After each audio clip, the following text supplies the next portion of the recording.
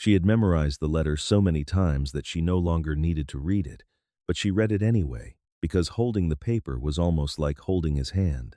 Evelyn Hart smoothed the creases with her thumb, the way she had done every night for 4 months, on the narrow bed in her aunt's house in Springfield, Ohio.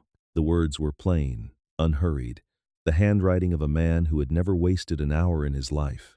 My name is Josiah Coleman. I have 400 acres outside a town called Widow's Bend in the Wyoming Territory. I need a wife who is not afraid of work, and I have been told you are clever with numbers and unafraid of hard truths. If you are willing, I will meet the noon stage on the 14th of September. I am not a handsome man, but I am an honest one, and I will not disappoint you. She was 22 years old, and she had answered his advertisement in the Matrimonial Times because she was tired, in a way that had nothing to do with sleep. Tired of counting other people's coins behind the counter of her uncle's dry goods store. Tired of the careful, watchful poverty of being a niece and not a daughter. Tired of being clever in a town that had no use for a clever woman, except to keep its ledgers straight for free. Josiah Coleman's letters had never once complimented her face, which she did not have, or her figure, which nobody had ever seen fit to mention politely. He had asked her, in his second letter, what she thought about the price of cattle after a hard winter, and whether she believed a smart woman could outthink a bad harvest. Nobody had ever asked Evelyn Hart what she thought about anything. She had fallen for him somewhere between that question and the fourth letter, in which he had written, almost shyly, that the ranch house had a long front porch, and that no one had sat on it in 10 years, and that he thought it was a waste of good lumber. The stage rattled and pitched for 6 days across a country that grew wilder and emptier the farther west it carried her, until the green of Ohio was a memory she could no longer quite picture, replaced by an ocean of pale grass that ran to the edge of the sky. She watched mountains rise on the horizon like a held breath, and she practiced, silently, the way she would say hello to a man she had never seen, a man who was not handsome and honest, and who thought about the price of cattle the way other men thought about poetry. On the morning of the 14th of September, she put on her good gray traveling dress, pinned her hair with more care than she had ever given it, and stepped down from the stage into the dust of Widow's Bend, with her heart going like a struck drum. The street was empty. Not busy empty, the way a street might be empty at supper time. Truly empty, the way a held breath is empty, the way a room is empty after somebody has died in it. She stood beside her single trunk for the better part of an hour, watching the sun climb and then begin its slow decline, watching the shadows of the false-fronted buildings creep long and thin across the packed earth, and no man came. No tall, plain, honest man arrived to tell her that a fence had needed mending, or a mare had thrown a shoe, or any of the 1,000 small, forgivable reasons a person might be late. The stage driver, an old man with tobacco-stained whiskers, finally climbed down and studied her with something like pity. "You Coleman's girl?" he asked. She said that she believed she was. He worked his jaw for a moment, looked at the ground, and said, "Well, he ain't comin', miss. Word came through last week. Josiah Coleman's dead. Horse rolled on him up on the high pasture, broke his neck clean.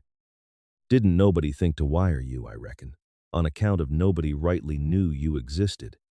Then he tipped his hat, climbed back up onto his box, and drove away, leaving her alone on the empty street with a trunk full of a life that no longer had anywhere to go. She did not cry. She would allow herself that later, in private, but not here, not in front of a town of strangers who were beginning to drift out of doorways to look at the odd, stiff-backed woman standing alone with her luggage as the light failed. She sat down on her trunk because her legs would no longer hold her, and she watched the first star come out, hard and white, and she thought, with a kind of cold clarity, that she had crossed half a continent to marry a dead man, and that she did not have enough money left to cross it back again. It was full dark when the wagon came. She heard it before she saw it, the creak of wood and the slow clop of a single tired horse, and then a shape resolved itself out of the gloom, a broad-shouldered man sitting easy on the wagon seat with his hat pulled low. He drew up short when he saw her, and sat there a long moment, simply looking, the way a man looks at a puzzle he has not been given all the pieces to. He did not ask if she was lost. He climbed down, unhurried, and stood over her with his hands loose at his sides. "You'll be freezing out here come the full dark," he said. His voice was low and rough, like a road that had never been smoothed. "I heard what happened to Coleman," she said, because she did not know what else to say. "I have nowhere to go." He was quiet for a moment. "There's a boarding house," he said. "Widow Hutchins runs it. Clean beds, decent food. I can carry your trunk." She looked at the dark road, and then at him, and understood that she had no choice at all, and that this, at least, was something. "Thank you," she said. "My name is Evelyn Hart." "Caleb Marsh," he said, and lifted her trunk into the wagon bed as if it weighed nothing. He drove her the mile into what passed for the center of Widow's Bend, past a saloon spilling yellow light and tired music, to a 2-story clapboard house with a porch lamp burning. He carried her trunk up the steps himself, and when the proprietress, a broad, sharp-eyed woman in an apron, opened the door, he spoke to her quietly before Evelyn could even offer her thanks. "Put her on my account for the week, Mrs. Hutchins," he said, and touched the brim of his hat to Evelyn, and was gone into the dark before she could refuse him, which she would have done, out of pride, if he had given her the chance. The week that followed had the hazy, underwater quality of a fever. She helped Mrs. Hutchins with the washing and the mending to earn her keep, and she learned, in scraps of overheard gossip, that Caleb Marsh ran cattle on the land bordering what would have been Josiah Coleman's, that he had come back from the war with a limp he never mentioned and a silence he wore like armor, that his own wife had died of a fever 3 winters back and left him with a boy of 6 and a house gone quiet as a held breath. She saw him only once that week, riding into town for supplies, his face set and closed, and he did not so much as glance toward the boarding house, and she felt something she could not name, a kind of ache at being so thoroughly, deliberately not seen by the one man who had seen her most clearly. On the 7th day, he came for her. He stood in Mrs. Hutchins's front parlor with his hat in his hands, filling the small room the way a boulder fills a creek bed, and he did not waste time on pleasantries. "Mrs. Hutchins tells me you kept books for your uncle's store," he said. "I did," she said. "I am not a man who can make sense of paper," he said, and it seemed to cost him something to say it. "My boy's schooling has gone by the wayside since his mother passed, and my ledgers are 3 years of chaos, and I have neither the head nor the patience for either one. I can offer you a room, board, and a fair wage, if you would keep my accounts straight and see that Thomas learns his letters." It was not a proposal of marriage. It was not, in fact, anything but what it plainly was, a practical solution to 2 practical problems. And Evelyn Hart, who had crossed a continent chasing a dead man's promise of a front porch, said yes before he had finished asking. His ranch sat in a green fold of land with a creek running through it, and the house was sturdy and clean but bare of any softness, a man's house, built for use and not for comfort. The room he gave her had a narrow bed, a good writing desk, and a window that looked east toward the mountains, and she told herself firmly that this detail meant nothing at all, that she was done drawing meaning out of windows. Her days took on a shape. In the mornings, she sat at the ledgers, untangling 3 years of scrawled receipts and half-finished sums, and in the afternoons she taught Thomas his letters at the kitchen table, a solemn, watchful boy of 6 with his father's quiet and his mother's eyes that watched Evelyn with a wariness that slowly, over weeks, softened into something like trust. Caleb was gone from dawn to dusk, out among his cattle, and she came to know him first by the small, wordless signs of his passing through her days. A tin cup of coffee left warm on the corner of her desk some mornings, with no word said about it.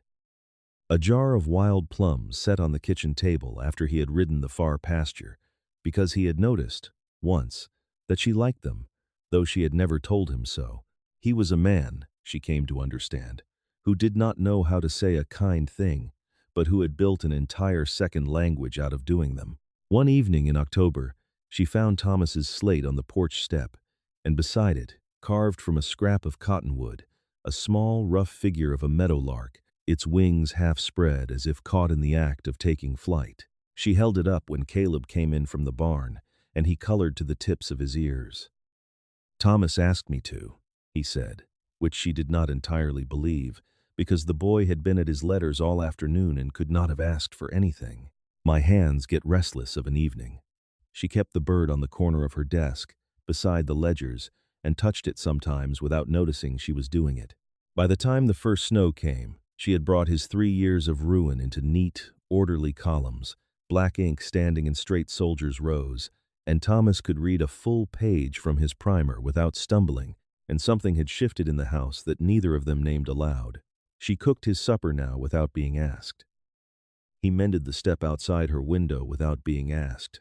They sat some evenings on the long front porch, the one she had once imagined belonging to a dead man, and watched the light go violet over the mountains, and said very little, because there was already so much being said in the silence. It was Mrs. Hutchins, in the end, who broke it open, the way gossip always finds the softest seam in a person's piece. Evelyn had ridden into town in December for flour and thread, and stood in the boarding-house parlor waiting while the older woman sorted the week's mail. "Odd," Mrs. Hutchins murmured, holding an envelope to the lamp. "This one's for you, dear. Care of Josiah Coleman's estate." Didn't know there was any estate to speak of. She handed it over, and Evelyn's hands went cold around the paper before she had even broken the seal. Inside was a brief, businesslike letter from a lawyer in Cheyenne, informing her that Josiah Coleman had, in point of fact, been alive and married to a woman named Ruth in Laramie for the better part of 6 years, that there had never been a horse, never been a broken neck, and that Josiah Coleman, upon discovering that his advertisement had drawn a genuine and eager reply, had simply lost his nerve to answer it, and had let the town's rumor mill invent his convenient death, rather than confess his own cowardice and deceit. The lawyer had only written now because Coleman, on his actual, later entirely undramatic deathbed from pneumonia that winter, had confessed the whole arrangement to his wife, who had insisted, out of some belated sense of decency, that the deceived woman be told the truth at last. Evelyn stood very still in the parlor, the letter shaking very slightly in her hand, and felt something that was not grief, because she found, testing the feeling the way one tests a bruise, that she did not grieve Josiah Coleman at all. What she felt instead was a hot, clean fury, that a man had toyed with her hope for months out of nothing but cowardice, had let her believe him dead rather than admit he was simply afraid, had cost her the humiliation and the danger of a woman alone on an empty street in a strange territory, all so that he would never have to write the word no. She rode back to the ranch with the letter in her coat pocket, and found Caleb at the corral fence, and told him everything, her voice level even as her hands were not. He listened without interrupting, his jaw working, his eyes gone cold and still in a way she had not seen in him before, a stored, banked anger that was entirely on her behalf. "There are laws," he said finally, "against a man who does that kind of harm with a pen. We could write to Cheyenne. He's past punishing now, but his widow ought to know what kind of a coward she buried, if she doesn't already." Evelyn considered it, turning the thought over the way she once turned over a column of bad figures, looking for where it balanced. "And what would it buy me?" she said slowly. "Except a town full of strangers knowing me as the fool who was fooled twice, once by a living lie and once by a dead one that wasn't even true. I would rather he stay forgotten than have my name carried around behind his." She looked past Caleb, to the house with its lamp already lit against the coming dark. "I would rather build something than spend what's left of my pride tearing something down." Caleb studied her for a long moment, and something in his face, some last careful door, came open. He had watched her for months bring order out of his chaos, without once asking for anything beyond the fair wage he'd offered. Had watched her choose his silent son's education over her own comfort. Had watched her, now, choose grace over a bitterness she had every right to, and he understood, standing there in the blue evening cold, that he had been slow, criminally slow, to see what had been growing in his own house. That night, after Thomas was long asleep, they sat on the porch as they always did, but the quiet between them had a different weight to it. "Evelyn," he said, and she turned. He set his hands on his knees as if bracing himself against something. "This house was quiet a long time before you came into it. Quiet in a way I'd stopped noticing, because I thought that was just what a house was. After, it isn't quiet anymore." He looked at her straight on, the way he looked at a fence line or a storm coming, assessing it honestly. "I'm not a man of pretty words. Never had the trick of it. But I've got eyes, and I see you, and I don't want you keeping my books and teaching my boy his letters as a hired woman anymore. I want you here as my wife, if you'll have the offer." It was not romantic, not the way the word was used in the stories she'd once read as a girl. It was plain and solid, an offering laid down between them like a fence post set true, and she found she wanted nothing in the world so much as exactly that plainness. "Caleb," she said, and her voice was steadier than she felt, "I was hoping you'd get around to asking." He smiled then, the first full smile she had ever seen cross his weathered face, and it changed him entirely, the way sun changes a plain stretch of prairie. They were married in February, in the small church at Widow's Bend, with Mrs. Hutchins weeping happily into a handkerchief, and half the town turned out to see it, because half the town had already guessed the ending months before the two of them had. Thomas stood between them at the altar rail, solemn as a small deacon, and slipped his hand into Evelyn's the moment the vows were spoken, as though the arrangement had always, quietly, included him. 5 years turned the seasons over more times than either of them troubled to count. The porch that had sat empty for a decade before Evelyn Hart ever stepped off a stagecoach was never empty again. It held 2 rocking chairs worn smooth by use, and most evenings it held Thomas, 11 now and gawky with it, reading aloud from whatever book he'd gotten his hands on.